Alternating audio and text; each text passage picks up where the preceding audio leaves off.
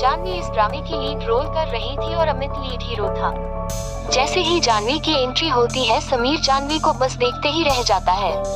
शायद जानवी में एक अलग सी मासूमियत समीर को दिख रही थी, एक प्यारा सा चेहरा जो समीर ने अब तक नहीं देखा था, या शायद एक दो बार देखा हो पर कभी ध्यान नहीं दिया। आज पहली बार समीर ने जानवी को ध्यान से देखा। जानवी कॉन्फिडेंस में ऑडिटोरियम में आई, समीर आगे ही खड़ा था। जानवी ने समीर को हाय कहा, समीर उसको देखता ही रहा। जानवी को लगाया थोड़ा पागल है। जानवी के बाद अमित आया और फिर नाटक की रिहर्सल शुरू हो गई।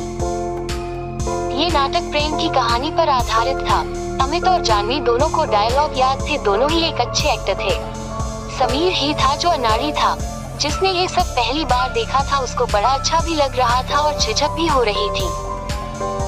जानवी से कभी कभी नजरें भी मिल जाती थी और जानवी को चुपके देख भी लेता था। समीर जानवी को लाइक तो करने लगा है और यह बात जानवी को कहीं ना कहीं पता तो लग गई है। जानवी के ऑडिटोरियम में आने से ही समीर के चेहरे पर जो चमक आती है वह जानवी से छुपी नहीं थी, पर जानवी ने समीर को इस बात का एहसास भी नहीं होने दिया कि उसको समीर की हालत का अंदाजा है। एक दिन अमित रिहर्सल पर नहीं आया, सारे लोग उसको फोन लगाते रहे, ना उसने फोन उठाया। शाम को पता चलता है अमित हॉस्पिटल में उसका एक्सीडेंट हो गया और पैर फ्रैक्चर है। सभी लोगों के सामने एक नई समस्या आ गई थी कि अब ड्रामा में लीड रोल करेगा कौन, और कोई दूसरा लड़का हामी नहीं रहा था। तभी समीर ने लीड रोल के लिए हाँ कर दी।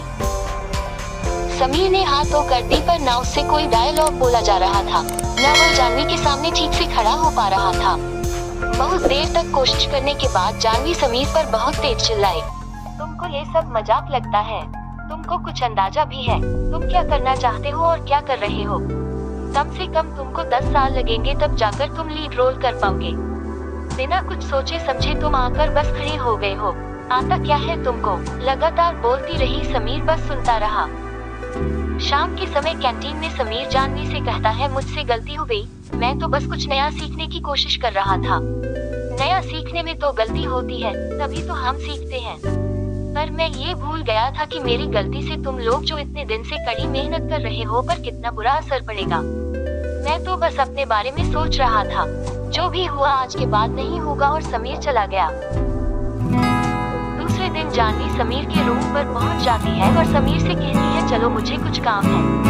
समीर पहले तो चौंक जाता है, फिर रेडी होकर जानवी के साथ चल देता है।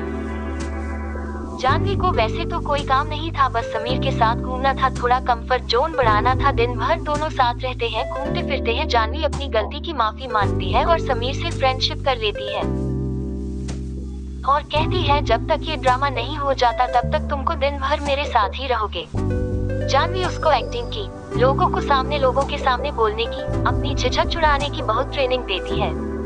समीर ने अपनी जिंदगी में इतना सब कुछ पहले कभी नहीं सीखा था। धीरे धीरे समय बीता जाता है, समीर एक्टिंग में भी अच्छा हो जाता है और एक कॉन्फिडेंस भी बिल्ड हो जाता है।